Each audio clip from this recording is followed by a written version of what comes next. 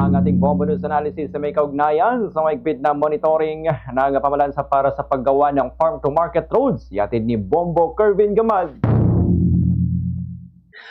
Ang pinaigting na monitoring ng pamahalaan sa farm-to-market road projects ay isang hakbang na matagal nang hinihintay ng sektor ng agrikultura. Sa utos ni Pangulong Ferdinand Marcos Jr. sa Department of Agriculture na tiyaking maayos, ligtas at matibay ang bawat kalsadang itinatayo, malinaw ang mensahe, hindi sapat na may proyekto. Dapat tamang pagkakagawa at ramdam ang pakinabang.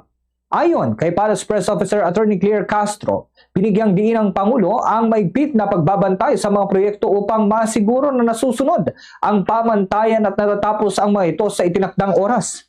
Mahalaga ito lalo't ilang ulit nang naging issue ang substandard na kalsada na madaling masira na nauuwi lamang sa sayang na pondo at dagdag na pasanin sa mga magsasaka at mangingisda. Ang farm-to-market roads ay hindi simpleng infrastruktura. Ito ay lifeline ng mga nasa kanayunan, daan tungo sa mas mabilis at mas murang pagdadala ng ani at huli sa pamilihan. Kapag maayos ang kalsada, bumababa ang gastos sa transportasyon, nababawasan ang pagkasira ng produkto at tumataas ang kita ng mga producer. Kung sablay ang proyekto, sila rin ang unang maapektuhan.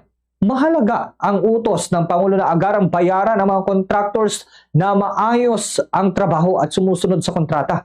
Ito ay patas na hakbang na nagbibigay insentibo sa mga kalidad at disiplina habang nagpapadala ng babala laban sa mga pasaway at pumapalpak sa kanilang obligasyon.